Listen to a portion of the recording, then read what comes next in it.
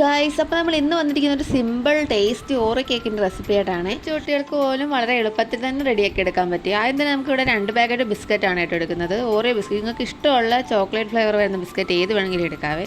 ഞാനിവിടെ ഓറിയോ ബിസ്ക്കറ്റാണ് എടുക്കുന്നത്. 2 പാക്കറ്റാണ് ഒട്ടിച്ചിട്ട് കൊടുക്കുന്നത്.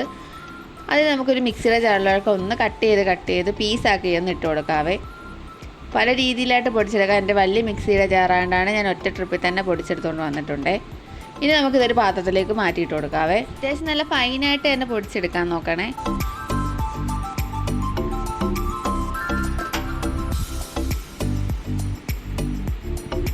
ഇത് കട്ടകളെല്ലാം ഒന്ന് അരിച്ചെടുക്കുന്നത് നല്ലതാണ്.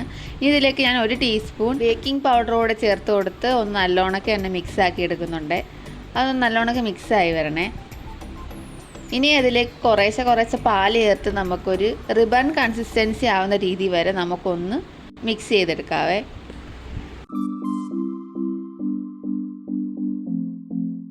ആദ്യം എടുത്തത് കൂടാതെ ഞാൻ കുറച്ച് പാലും കൂടെ ചേർത്ത് കൊടുക്കുന്നുണ്ട്. അങ്ങനെ ഈ ഒരു പരുവാവുന്നിടം വരെ നല്ലപോലെ മിക്സ് ചെയ്ത് ഒട്ടും കട്ടകളൊന്നും ഇല്ലാതാക്കി തന്നെ എടുക്കണേ. ബാറ്ററിൻ്റെ ടെക്സ്ചർ ഈ ഒരു പരുവാകുമ്പോഴത്തേക്ക് ആവശ്യത്തിനുള്ള ഷുഗർ കൂടി ആഡ് ചെയ്ത് കൊടുക്കണേ. കേക്കിന് നല്ല രീതിക്ക് മധുരം ഉള്ളതുകൊണ്ട് തന്നെ ഒരുപാട് ഷുഗറിൻ്റെ ആവശ്യമില്ലേ. നിങ്ങൾക്ക് ആവശ്യത്തിനനുസരിച്ച് ചേർത്ത് നല്ലോണം ഒന്ന് മിക്സ് ചെയ്ത് കൊടുക്കാവേ. ഷുഗർ ഈ സമയത്ത് ചേർക്കുന്നതിന് വേണമെങ്കിൽ നിങ്ങൾക്ക് ബാറ്ററിൻ്റെ പൊടി മിക്സ് ചെയ്യുന്ന സമയത്ത് ഈ പഞ്ചസാര ഒന്ന് പൊടിച്ചിട്ട് ആ ഒരു മിക്സിലോട്ടൊന്ന് ചേർത്ത് കൊടുത്താലും മതിയേ. അപ്പോൾ കട്ടകളില്ലാതെ നല്ലോണമൊക്കെ ഒന്ന് മിക്സാക്കി എടുക്കണേ. ഇനി ഒരു പാത്രത്തിലാണോ നമ്മൾ കേക്ക് സെറ്റ് ചെയ്യാൻ പോകുന്നത്, അതിലൊരു ഷീറ്റ് ബട്ടർ പേപ്പർ ഒന്ന് ഇട്ട് കൊടുത്തിട്ട് ആ ബാറ്റർ ഒന്ന് ഒഴിച്ചു കൊടുക്കാവേ.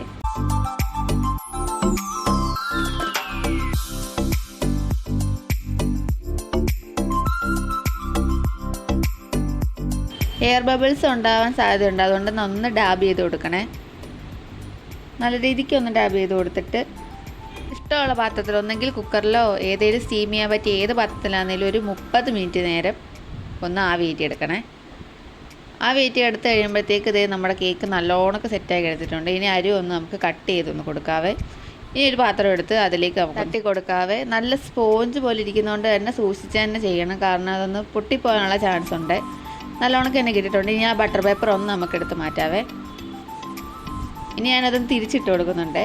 ഇനി നമുക്ക് ഇഷ്ടമുള്ള രീതിയിൽ ഡെക്കറേറ്റ് ചെയ്തെടുക്കാം. ഞാനിവിടെ 10 രൂപയുടെ ഡയറി മിൽക്കാണ് കേട്ടോ എടുക്കുന്നത്. ഇതിൻ്റെ 4 എണ്ണം എടുക്കുന്നുണ്ട്. കേക്കിൻ്റെ മുകളിലൊന്ന് നല്ലോണക്ക് സ്പ്രെഡ് ചെയ്ത് ഞാൻ കൊടുക്കുന്നുണ്ട്. ആണെങ്കിൽ ഇതിൻ്റെ മുകളിൽ ചോക്ലേറ്റ് ഗനാഷ് ആക്കിയിട്ട് നല്ലോണക്ക് ഒന്ന് ഒഴിച്ചു കൊടുക്കുകയോ എങ്ങനെ വേണമെങ്കിലും സെറ്റ് ചെയ്തെടുക്കാവേ. ഞാൻ കുറച്ച് ബഡ്ജറ്റ് ഫ്രണ്ട്ലി ആയിട്ടാണ് നോക്കുന്നത്. അതായത് കുട്ടികൾക്ക് പോലും നമുക്കിത് ഉണ്ടാക്കാൻ കഴിയണം, ആ രീതിയിലാണ് ഞാൻ സെറ്റ് ചെയ്തെടുക്കുന്നത്. പിന്നെ കുറച്ച് ഷുഗർ ബീഡ്സ് കൂടി ഞാനൊന്ന് മുകളിൽ വിതറി കൊടുക്കുന്നുണ്ട്. പിന്നെ 3 ഓറിയോ ഞാൻ സൈഡിലൊന്ന് മാറ്റി വെച്ച് കൊടുക്കുന്നുണ്ട്. പൊടിക്കുന്നതിന് മുമ്പ് ഞാൻ ഓറിയോ ഒന്ന് മാറ്റി കൊടുത്തിട്ടുണ്ടായിരുന്നു. അപ്പോൾ ഫൈനൽ ലുക്ക് വന്നിട്ട് ഇതാണ്. അടിപൊളിയായിട്ടില്ലേ. നമുക്ക് കുറച്ച് ടൈം കൊണ്ട് നമുക്ക് സെറ്റ് ചെയ്യാൻ പറ്റിയൊരു കേക്കാണ് കേട്ടോ. അതിൽ വന്നാൽ തന്നെ നമുക്കൊന്ന് കട്ട് ചെയ്ത് കൊടുക്കാനും എല്ലാവർക്കും നല്ലോണം ഇഷ്ടപ്പെടുന്നൊരു കേക്കാണ്. അത്യാവശ്യം നല്ല സ്പോഞ്ച് കേക്കാണ് കേട്ടോ.